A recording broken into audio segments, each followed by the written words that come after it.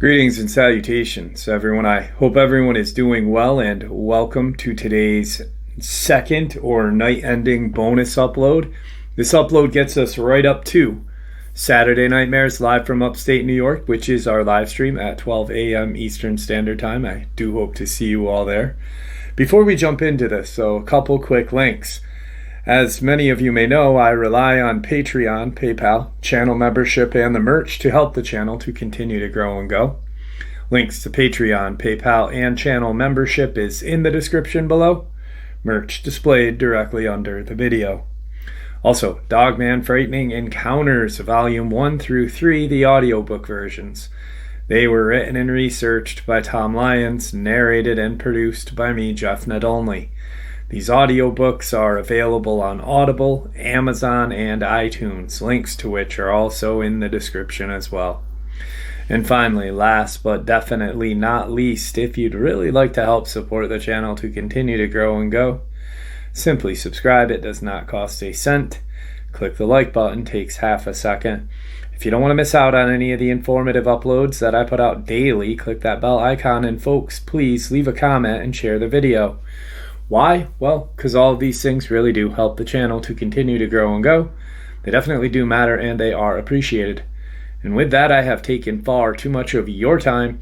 Let's jump in to this night-ending bonus upload, shall we? Today's first subscriber submission. Hey Jeff, I have not talked about this for quite some time. But first, I live less than a half a mile away from the lady who was killed here in Durango, Colorado. And I've lived in the Four Corners for most of my life. There's a supernatural element to the place. It's cursed. The ancient ones built multiple ancient cities all over this area, like Chaco Canyon's massive complex in Mesa Verde. As a kid, my parents bought some property on Ruins Road. It's close to the Aztec ruins. It's another Anasazi complex that these ancient ones just mysteriously disappeared in the past. My parents got 2 acres east of the ruins and moved us in when I was about 15 years old. It's a beautiful piece of land right next to the river, but the place gives me an uneasy feeling even after all of these years. When we got settled in, I made some friends with most of the neighborhood kids. There were 2 girls that lived west of me, and I didn't have a problem sneaking out at night to see Laura. She was the same age as me, and we both had a bit of a crush. So, me being the one who would head out at night to sneak into her room, it was no problem for me to walk down Ruins Road at night. After a couple of weeks of this, I had one of the most terrifying experiences in my life. It was about midnight, and Laura had to go with her parents in the morning, so I was going to head home so she could get some rest. I started on back trail to the ruins, and I heard something moving throughout the cedar trees. I stopped to look around me to try to see what was making the noise. When I stopped, the noise stopped, but every time I would start walking, I would hear something coming up behind me. So I hastily made my way to the road. For some reason, I figured I would get away from whatever was following me once I made it to the road. It was a very dark night, but the moon was out, and when the clouds would clear, the night would lighten up so I could see behind me. But whenever the clouds would cover, it was so dark you couldn't see anything. I kept hearing the noise, and I kept up the pace. The fear was overwhelming, a deep sense of fear.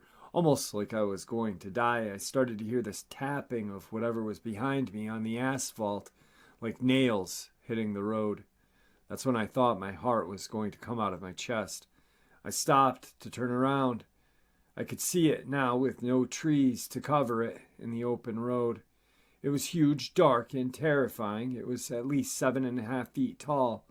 Its eyes were glowing red. The silhouette was hulking broad shoulders, just massive. It was probably 20 yards away from me, but as I saw it, it might have been closer. I turned to run as hard as I could, but it was right behind me, moving up to me. I ran till my chest was on fire from breathing so hard and my legs were about to give out. I didn't know what I could do to defend myself against such a creature. I just stopped falling on my knees in the middle of the road, crying and shaking uncontrollably. I said out loud, "Father in heaven, protect me from this monster." As I kept praying for salvation, a calm came over me, filling my body with a sense of peace. The clouds cleared up, and the moonlight was even brighter than before. I got up and faced the creature behind me. I said loudly so it could hear me and my prayer. I watched it turn away and head to the cedar trees on the roadside. I was still scared out of my mind, but I felt better about continuing home. I hustled to keep my eye on my back. I never would walk on that road at night, or would ever again. I let Laura know what happened to me. She said that her family had lots of experiences of weird things happening in the ruins. At that point, I had never heard of skinwalkers, but that's what she was telling me it was. I don't believe it was. It was something that could have ended me, but by the grace of God, it didn't. Today's second subscriber, Colorado Dogman submission. Hey Jeff, I've been a subscriber for your channel for about 4 or 5 months, and I enjoy the information you share on here. This encounter occurred in Colorado Springs near Peterson Air Force Base many years ago. At the time, we lived in Fountain, Colorado, just south of Fort Carson Army Base. Early one evening, I was driving my daughter to the northern part of Colorado Springs so she could attend her acting and modeling class. While driving on Mark Schaffel Road, near the Air Force Base, we came to a cluster of trees and brush and noticed the back of an extremely large animal. My daughter said, "Daddy, look at that bear." I told her that it was far too large to be a bear. As we got closer to this animal, we saw how wide it was at its shoulders, and its head was bent over like it was eating or trying to hide. The fur was blackish in color with a bit of silver. My daughter and I looked at each other and then looked back at the animal again, and it was gone. We had no idea what we saw. The hair on the back of my neck was standing up. Well, that's my encounter. On another note, my cousin, who lives near Eagle, Colorado, stated to me that he had a Dogman encounter as well. Today's third Dogman, Colorado subscriber submission. Hey Jeff, the area of Bennett where I grew up in was 12 miles south of town. I grew up on a 75-acre ranch with horses, dogs, pigs, cats, and we did have a few cows, but not many. The last bull we had got mutilated back in 1998. I had noticed he was gone in the morning and went out to feed. He was there that night before, but gone in the morning, so I went to the barn to tell my dad that he was gone, and we all went looking for him. I found him down by the creek just lying there, but I noticed that he was missing portions of his face. So I went and got my dad. We went back to where he was, and my dad cut him open, only to find that his intestines were gone. There was a laser mark going down from his anus to his testicles. His testicles were gone, his tongue was gone, as were his ear and his eyes. The skin around his nose was also gone. There was no blood or smell either. Anyway, I grew up not even a mile from an abandoned missile silo, and there were several abandoned ruins of prison camps in the area as well. Or that's what I was told they were. However, the property that my dad owned and the properties around the area used to be owned by the Buckley Air Force Base and Lowry Air Force Base as well. We used to find unexploded bombs all over the place from practice drops. I used to ride horses all over that area, and actually was riding one day on the neighbor's property, and the next day the military was there in the same spot. I had stopped to rest my horse the day before, blowing up bombs. So my entire childhood there, I was always outside in the field with my horses. If I wasn't riding, I was sleeping in the creek with them. On several nights, I know that I wasn't just sleeping with my horses. There was something else there. I used to see large black dogs in the field that would run with the coyotes, but when I was outside at all, They were up on the ridge watching me. We used to have horses that would get injured on absolutely nothing, but none of them were killed, just injured. Our chickens used to get killed all the time, but we chalked it up to coyotes. Now, however, knowing what I do know, and knowing that there are dogmen out there, I am not sure if they were just killed by coyotes. Every house I ever lived in has always been haunted or had some sort of paranormal surrounding to it. I'm not afraid of anything thanks to these things that I went through as a kid. The house I grew up in, for the most part, everyone hated to walk on the south side of the house at night except me. The south side is the side that the silos were on. Everyone said it felt like we were being watched and that the hair on the back of our necks would stand up. They hated to walk on the south side of the house if the lights in the barn were left on after dark. They all made me do it. There were times that I would bring a fresh ton of hay onto the property and wake up at around 2, maybe 4, to flip the floodlights on and see the hay had been thrown all over the place and my bales were broken open. That happened twice a month for 6 months until I saw a ghost in my house and told him to tell whatever was outside to leave the hay alone. Then it stopped. The way my dad was able to buy the house was the people that had the property before him came home one night to find that their camper and their property had been demolished and part of the foundation to the house that wasn't built yet had been destroyed. They put the property on the market, and my dad bought it within a week that it was on the market. My dad said that they just up and left.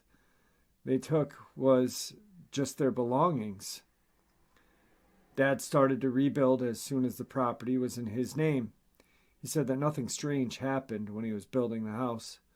Back in the summer of 2003, my parents took my niece and nephew on a cruise and asked me and my husband, my son, if we would watch their house and tend to the horses. So, of course, I jumped at the opportunity to get away from my mother-in-law for a few weeks, and my son was 2 at the time. My husband had gone up to Black Hawk to gamble on Saturday night, so my son and I were home alone. I had gone out to feed around 8 p.m. and then went back to the house. A couple hours later, I heard my horses, I had 6 at the time, all running to the top of the pasture where I fed. I thought this was odd, so I turned the floodlights on to see if I could figure out what was going on. All I saw was my horses all looking toward the creek. Their butts were facing the house. I thought, that's odd, really odd for my horses, so I grabbed a shotgun off the china hutch, my truck keys, and moved my truck to where the headlights were facing the field. I didn't see anything at first, so I climbed through the fence and started to walk to the creek. My son was safe in the house sleeping. When I got about 100 yards from the fence, my horses surrounded me, not letting me go any further than where I was. I tried to push them away from me, but my retired rodeo mare put her head in my chest, and then one of my other horses put her head in my back, essentially pinning me in place. My retired rodeo mare got down on her knees, and the other horse pushed me onto her. I was facing the creek at this point. I heard a growl and movement in the creek, so I fired a shot. I heard the shot hit something solid, and then another growl. Then my horses took me to the fence. When my husband got home, I told him what had happened. He said that in daylight we'll go check it out. The next day, I put my son in his kangaroo pouch, and we all went out for a walk. When we got to the creek bed, there's a lone aspen tree there. We saw a tuft of gray and black fur with a purple hue to it. Then, when I looked at the ground, there was what looked like blue droplets that led up the bank and into the field. We followed the trail of blue stuff to the fence that separated our property to the silos. I climbed through the fence and looked for more, but it stopped at our fence. After that, nothing happened until a couple years later. I was on my way back from picking up some horses that I had taken down to Kiowa to get bread. I stopped at the stop sign to give my truck and horses a rest because the road I took was horribly maintained, and I really beat the heck out of my truck. While I was stopped and sitting there in my truck, my whole truck and trailer, which is a 4-horse front-load stock trailer, started to move violently back and forth. I looked in the side mirror on the passenger side. I didn't see anything, But when I looked in the driver's side mirror, I saw this thing with the head of a dog standing on two legs, trying to get into my stock trailer to my horses. I slammed my truck into gear and got out of there. The thing was trying to foul me. It jumped the fence into the field and ran after me a little ways, but then redirected and ran into the creek. When I got to my friend's house, she asked me what was wrong. I told her what had happened. She didn't believe me until we started to examine the horse trailer and saw that there were claw marks down the side of it and around the gate lock where it tried to open the gate, but it couldn't. About a year after that happened, my husband was coming home from gambling at around 4 in the morning. We lived in Hudson at the time. He was getting off the highway and looked down in the ditch and saw two, what he said were werewolves, walking on two legs through the ditch towards the meat locker. He hauled home and didn't tell me about it for a week. We moved from Hudson in 2007 to our house in Prospect Valley, Colorado. There were times at night that I would hear knocks on the house and see things through the windows of the house. At the time, we didn't have any guns because of our young son. We had knocking on the house a lot. When we heard it, I'd leave my husband in the house with our son, and I would take a knife to go check the property. I never did see anything. Fast forward to the last couple of years, my nephew lives in Bennett in Kiowa Creek. He has told me that he sees things walking on two legs in the creek that have the face of a dog. He has been stalked in the creek and even ran off the creek. One night when we were down there at around 2 in the morning, I was with my current boyfriend. I've been divorced for 4 years now, and a friend. The creek is haunted and has a rich history of ghosts and Native Americans as well. We were walking next to the creek on the trail when we heard something running at us. I saw red eyes. We stopped and we were silent. I looked around and came face to face with the red eyes and a horrible smell. It smelled like wet dog and stagnant pond water. I looked at the eyes for what seemed like forever, and then they vanished. I have no idea what it was and still have no clue. My nephew and my son were being typical boys one night, and instead of using the bathroom, they decided to pee off the front porch. They heard walking on the roof of the house and look up to see red eyes and growling right back at them. Needless to say, they went right back in the house. My nephew has seen something in one of the water pits by the creek feeding on deer carcasses. He refuses to go down to the creek alone. Second email from this subscriber. Jeff, I forgot to tell you about the buffalo ranch north of Byers, Colorado. I adopted one of the kids that grew up working on the ranch, and he told me some strange stories about different things that happened to him there. And when I was there with him last summer, we had a weird experience. He told me that at least once a week, if not daily, he would find dead buffalo randomly throughout the property. The way they dispose of them is just to toss the dead in a pile down by the creek, the Bijou Creek. He said that his family had no idea why they died, but they lost a lot of them. He has seen them torn to pieces and then just dead and not bloated. The family doesn't bother to send them to find out what caused the death. They just pile them up and move on. They have several piles of dead buffalo all over the creek bed. He also told me that one day he was walking through the creek bed after it had dried up for the summer, and he heard the buffalo start to stampede, so he turned to see what the problem was. He saw 2 large black dogs chasing them. Then, when the dogs saw him, they stopped and started to walk casually down the creek bed. Then when things he thought were dogs got a little ways away from him, they stood up on their hind legs and started creeping down the tree line as if they were going to go after him. Then they disappeared. He said he ran back to the farmhouse and refused to go back down there until I asked him to take me there once. We got down to the creek bed, taking the truck load of sand for my house, when we both at the same time got a feeling that we were being watched. So we stopped and started looking around. We saw a man standing by a pile of dead trees 50 yards away from us. I started to take steps towards the man, and we both saw him clearly. He was wearing a red flannel shirt, blue jean overalls, and he was looking right at us, and we were standing side by side. When I stepped towards him, he vanished into thin air. We got the chills, and I decided to walk through the trees toward the north. He was yelling at me to stop walking and get into the truck because when that man is seen, the werewolves are near. I told him that's okay. I just want to walk. We had no weapons at all. We were grabbing our shovels. I took my phone out and started to take pictures of every few feet. When I heard branches snapped, I took a picture. The hair on the back of my neck was standing on end, and the afternoon out was dead quiet. There were no birds, insects, nothing. You could hear a pin drop a mile away. It was so quiet. We walked about a mile from the truck and tractor. Decided to turn around and go back. On our way back, I stopped to rest and talk to nature. All I said was that whatever or whoever is out here, we mean you no harm.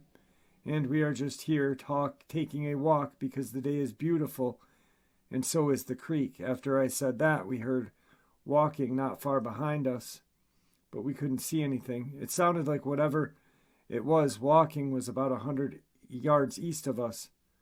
I said out loud, "We do not wish to cause you any harm in any way. We are just enjoying the beauty of nature and would like to get to our vehicle safely, so please allow us to do so." We started to walk back to the trucks. I heard a noise not far from me because my adopted kid took off running. When I heard the branches and dead leaves crunch, I stopped and took some pictures all around. Then I walked casually to my truck and said, "Thank you for allowing us to walk the beautiful land. We are going to leave now."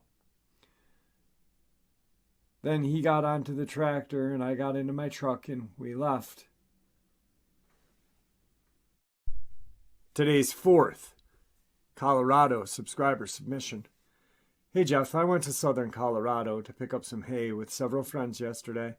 The hay is good quality and more affordable than buying it at a feed store where they'll charge you an arm and a leg. The catch is you have to pick it off the field yourself. I can't pick up those heavy hay bales, but this married couple can. Both guys are big boys. It's not a problem for them.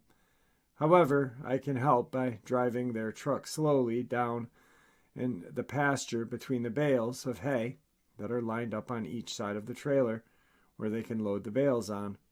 As they load, I can enjoy the beautiful scenery. I've seen elk, deer, coyotes drinking out of the irrigation ditch that runs all around the pastures on different occasions.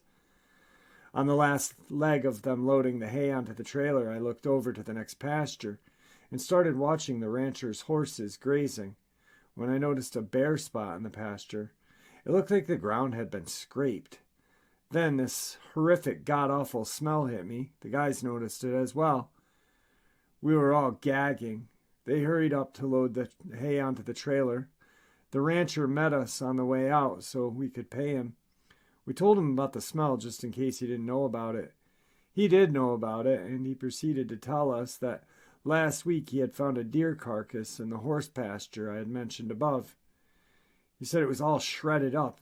He's never seen anything like it. He mentioned that the smell was so bad that he threw up on the spot. His dog refused to go near the deer carcass, which he found was rather odd. He left the remains with the backhoe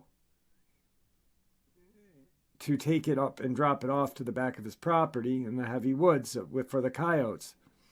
He said the minute he picked up the deer carcass with the backhoe, the coyotes started to howl like crazy. He said that creeped him out because he knew they were watching him.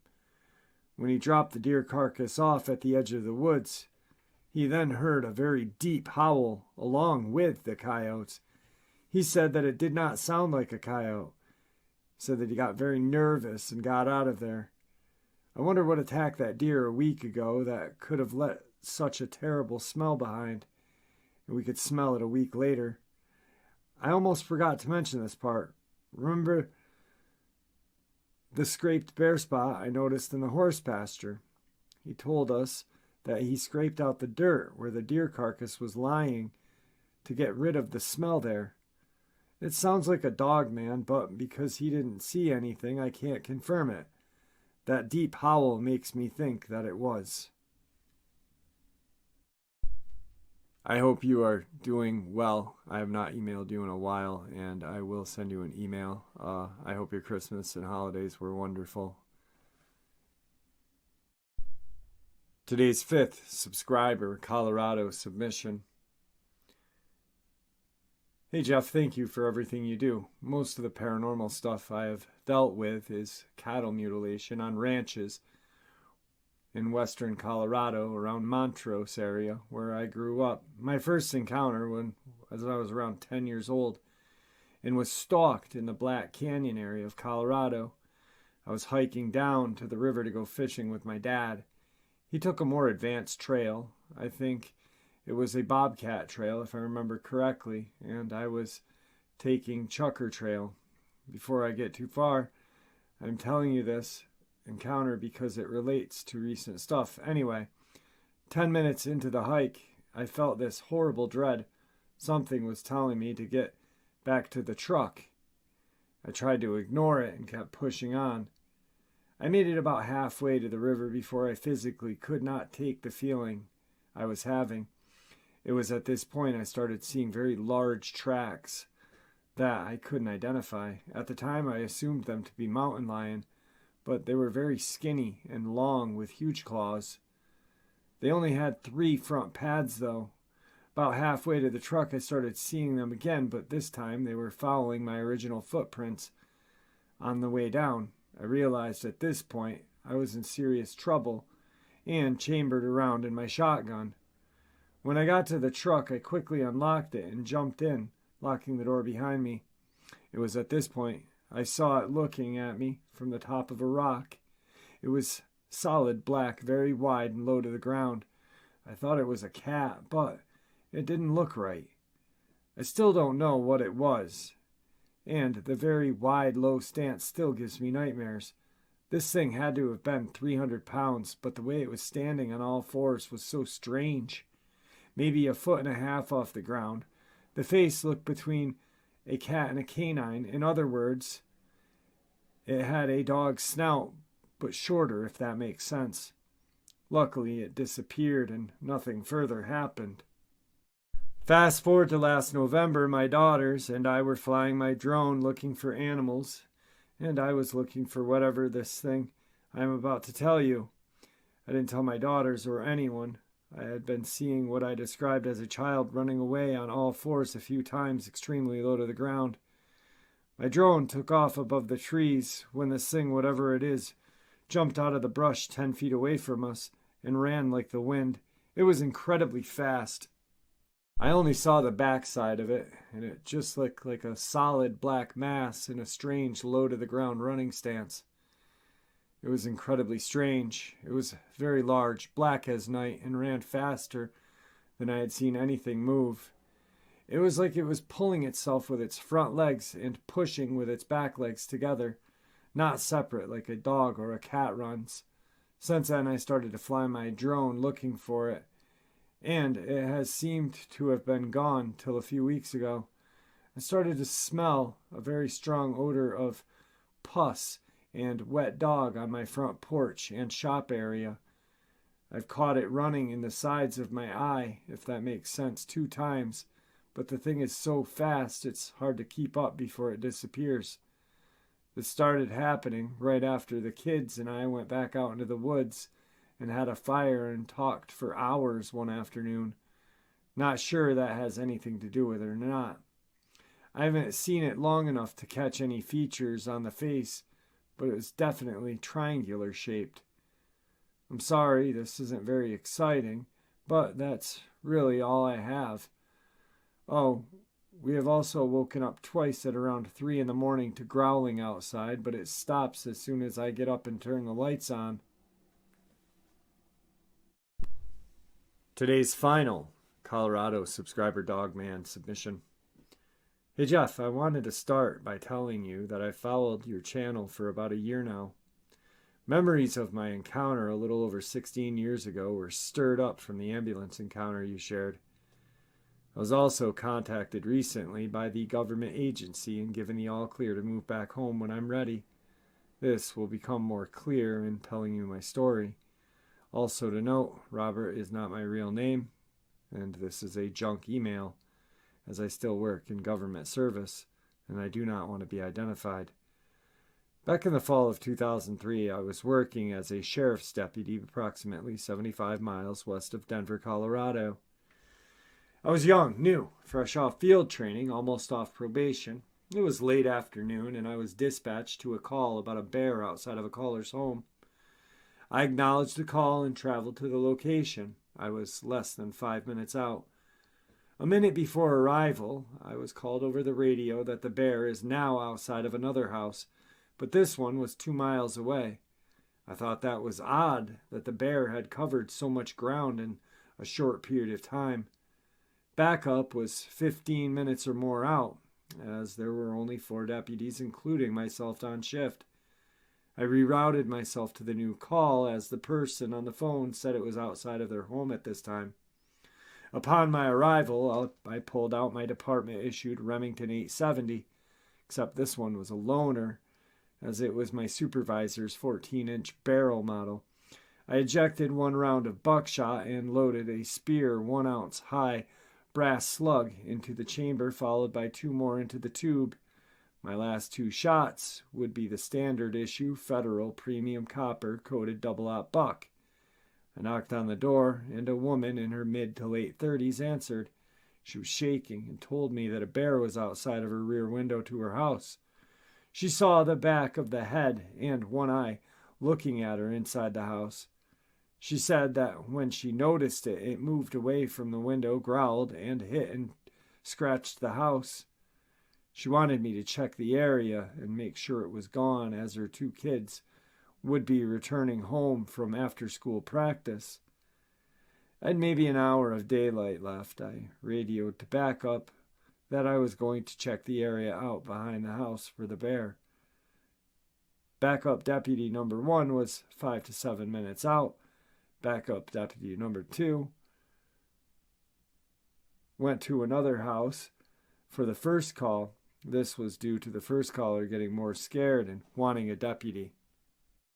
Walking my way to the backyard, I looked at the window where the homeowner said she was. When she saw it, the window was almost 6 feet from where I was standing.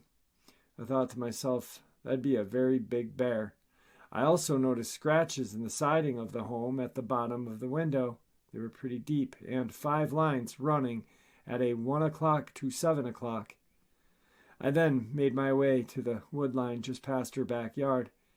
I walked straight into the woods and came upon a small creek. The banks of the creek were several feet wide, and the water running through it is approximately 10 feet wide, 6 to 8 inches deep. The bank of the creek raised approximately 3 feet on both sides. Following the creek for about 50 yards into the forest, I saw a large brown furry animal walking away from me on all 4s. At this time, I clicked off my safety. I was walking along the dry bank of the creek, trying to make my way to firmer ground. But the bushes along the high portion of the creek blocked me. Then I moved my way towards the large tree along the bank, as was just past it in the opening higher ground. When I got to the tree, I switched the shotgun to my left hand and used my right to grab onto the tree. The animal heard me, turned toward me, stood up. I then thought to myself that this is no bear. Just then, a huge face of a wolf creature appeared literally a foot away from me from the brush by the tree. I was screwed. This was like the scene out of Jurassic Park where the raptor surprised the hunter from the side and kills him. I did the only thing I could think of doing and let go. I fell out of the tree to the bank below just to create some space. The creature was too fast and grabbed my right arm and held me in place, its massive hand covering 3/4 of my forearm, and I felt the searing hot pain of one of its claws penetrating my department jacket, digging into the inside of my forearm. The creature looked into my eyes, grinned and growled or laughed, as it was the oddest growl I had ever heard. I used all my strength in me, wrenched the shotgun around to point it at the creature. I pulled the trigger. I don't think the creature saw the shotgun until it was too late. I nailed him right in the upper stomach. I was released and fell to the creek bed. I had an unusually soft landing, or just didn't feel anything at the time. I switched the shotgun to my right hand, racked it, fired at the only thing I could see, its head. I saw the jawbone fly, then it was quiet. I immediately remembered the other creature up the creek, turned, and saw 3 more standing about 35 yards away. I racked the last slug into the chamber and fired it at them. My round glanced the center creature's rib cage. It let out a yelp. I fired the last 2 rounds of buck. I know the spread hit all of them. They all darted up in the opposite side of the creek from me and out of sight. I unholstered my Glock 21 and fired another 6 rounds at one of the creatures when it returned to the creek bank. It then ran back into the woods. Both other deputies heard the shots and came to my aid. I needed 6 stitches to close the cut on my forearm. Every off-duty deputy was called in to look for the 3 more bear. Nothing was found. The one body on the scene was guarded by a sheriff and his major. The feds showed up from Denver in about an hour. I was asked a lot of questions and asked multiple times if I was bit. I also had my blood drawn 3 times over the next 3 days. I was told checking for rabies, which I know they were not looking for. At the medical center, after getting stitched and cleaned up, Agent Bob, this is what I call him to this day, his thick southern accent came to me and told me that he was impressed that I didn't die from coming upon 4 bear, and the one that I killed was a very large one. He had given me a handwritten card with his number on it, told me to call him if I see any more bear. I asked him if I should stock up on silver, kind of a tongue-in-cheek move on my part, telling him, I know what you're really talking about. To my shock, he told me that it would be not a bad idea, but the slug to the head seemed to work just fine. The sheriff came in and told me he was going to give me a commendation for protecting the public from a crazed bear, and to take the next 6 weeks off with pay to heal from my injury. Jeff, I have more to this story, part 2 of sort. If you want to hear about, let me know, as the other 3 dogmen come back for me at my house during my time off. If not, just let me know. I don't want to bother you. Hey Jeff, I wanted to hear back from you before I wasted my time in writing another book to you. I'm glad you are taking me seriously. Thank you for that, as I have been holding on to this story for a long time. Please feel free to correct any grammatical errors, as I get emotional and shaky whenever I try to share or write this down. I want to follow up on a few things from the first part. The first dogman that grabbed me is described as all black with shades of gray mixed in the coat.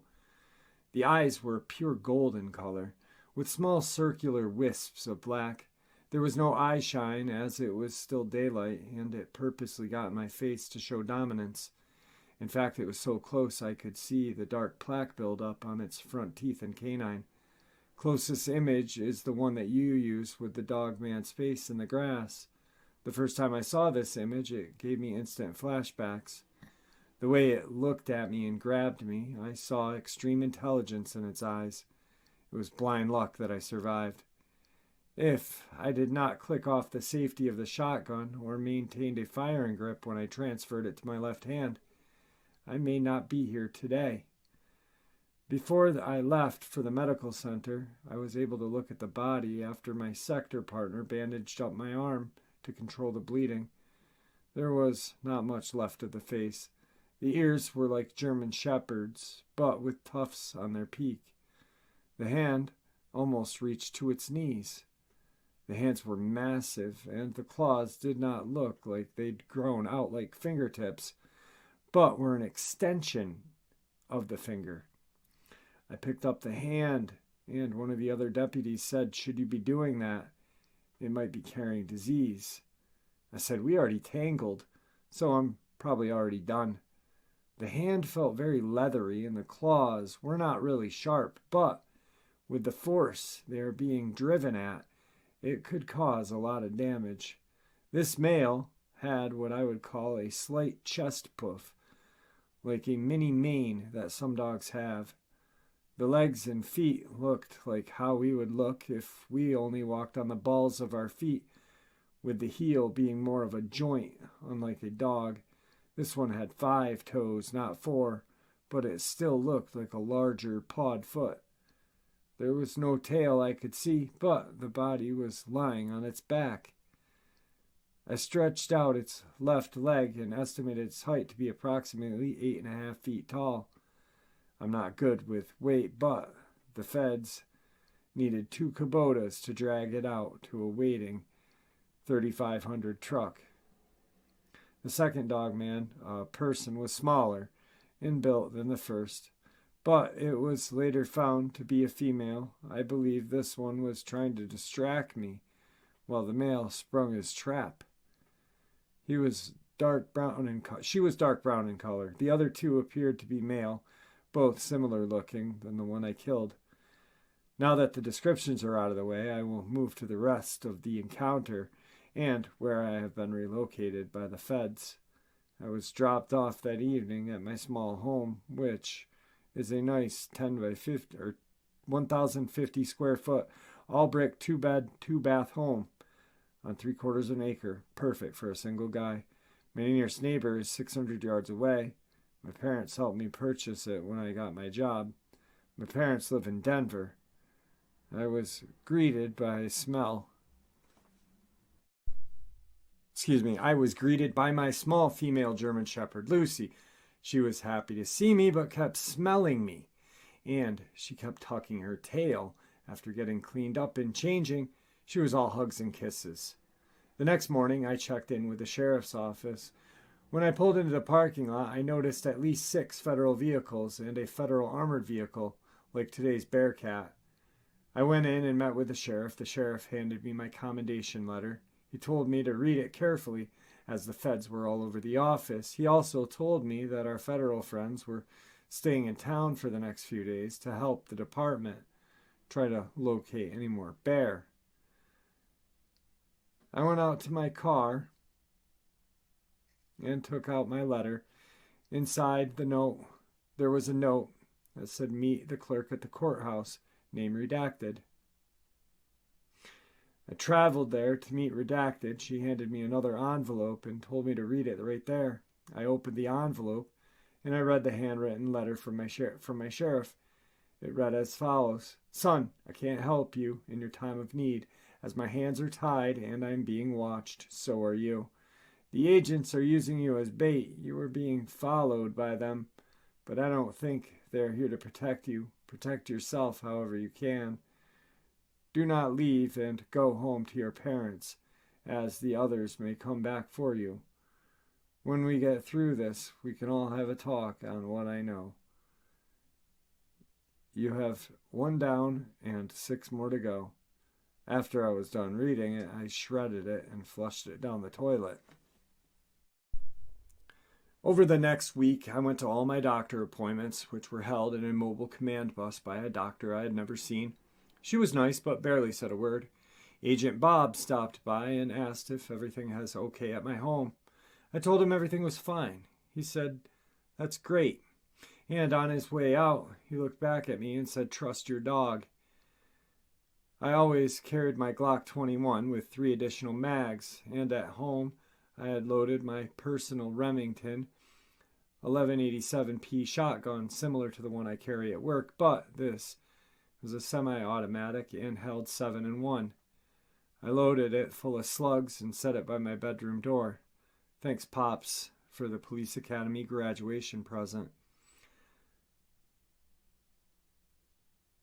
On night 11, I woke up at around 2 in the morning to my dog whimpering and growling. I could hear what sounded like multiple footsteps outside my house. I had my blinds closed in my bedroom and didn't want to open them. I went over and picked up the shotgun, rechecked it, clicked the safety off. I opened my bedroom door and my dog ran out to the living room and dining area.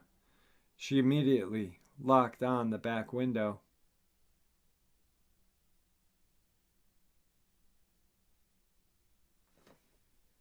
tucked her tail and was frozen, but it was like she couldn't decide whether to bark or run.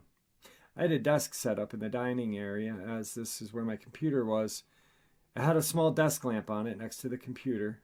While still in the hallway, which was dark, and around the corner, I used a mirror on the opposite wall to look at the window. I saw the head of a female dogman looking into the window with a side-eye stare, like how a really pissed-off dog would look, warning you that it was going to bite. This time, I could see the golden reflection of its eyes. I whispered the command of speak to my dog. She went crazy barking. I then heard both my bedroom windows shatter. I popped around the hallway corner, lined up my rifle sights on my shotgun, and pulled the trigger.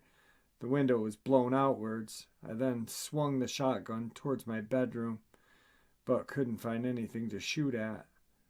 I then heard a diesel engine race up and stop. Then I started to hear suppressed gunfire all around my home. After a few moments, Agent Bob knocked on the door. He told me the coast was clear. I saw 6 men dressed in full SWAT gear with suppressed AR-10s. Agent Bob had me walk with him to my backyard, and on the ground was a female. Agent Bob then said, "You bagged us a girl. Thanks, I've been needing one of these, and they're hard to find." There were 2 more bodies in the woods just behind my house, and he said 2 got away. Agent Bob was a little more open to me now. He never said what they were other than bear, but told me that if he could, he'd eradicate them all. But people want to research, and air support would draw in much attention. He told me that I couldn't stay here because I'm a marked man now. It took a few days, but my house was purchased by them. I was moved to a desert city. They put in a good word for me at the new department. I was quickly hired and started my new job. I am now of high rank, like brass on the collar. So, I don't want to come out as crazy. Agent Bob gave me some specific instructions to visit my parents. One is always to fly to Denver, never drive, never go back to the county I worked at or surrounding counties. Once a year, they would ask me for some old, worn, unlaundered clothes.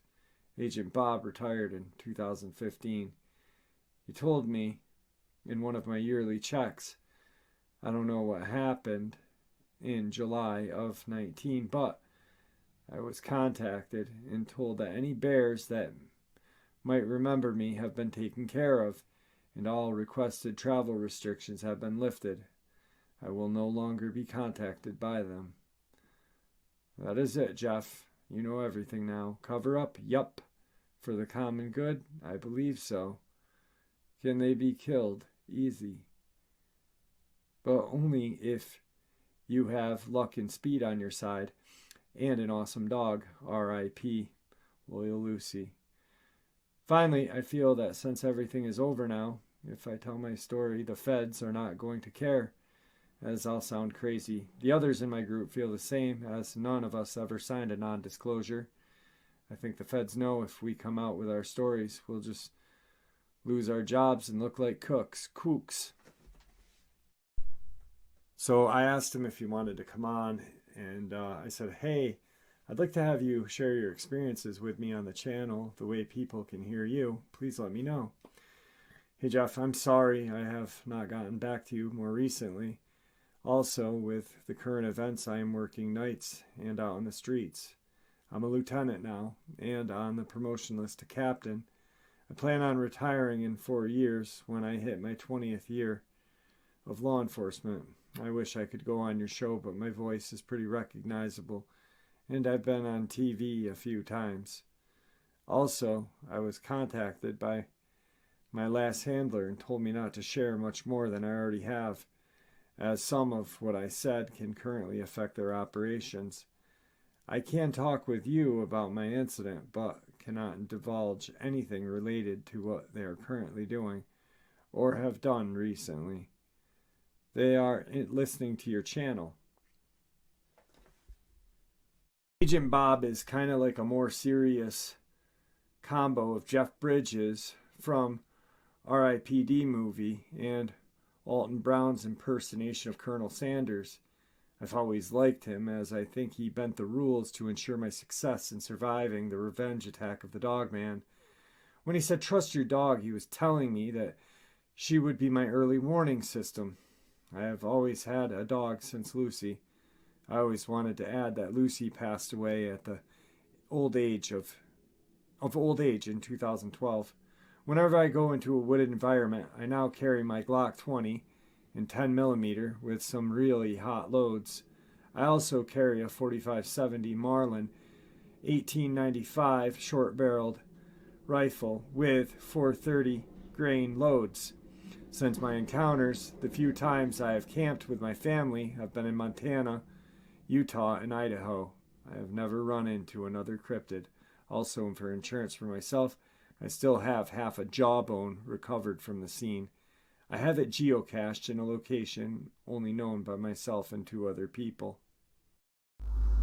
And there you have it, folks. I hope you all enjoyed this night-ending bonus as much as I enjoyed sharing it with you. I hope to see you all at tonight's live stream, 12 a.m. Eastern Standard Time, Saturday Nightmares, live from upstate New York. Thank you for supporting the channel, guys. It is your support that helps the channel to continue to grow and go, and what gives us all a place and a chance to share our experiences and theories judgment-free. Everyone is simply treated with the respect that we deserve. Please, everyone, stay safe, happy, healthy, and ever vigilant, keeping an eye on our children, pets, our family, and our friends. These creatures are real. These events have happened. Share this information with those you love and care about, and it may just help save their lives someday. Until next time, never stop asking questions, never stop searching for the truth, and God bless you all.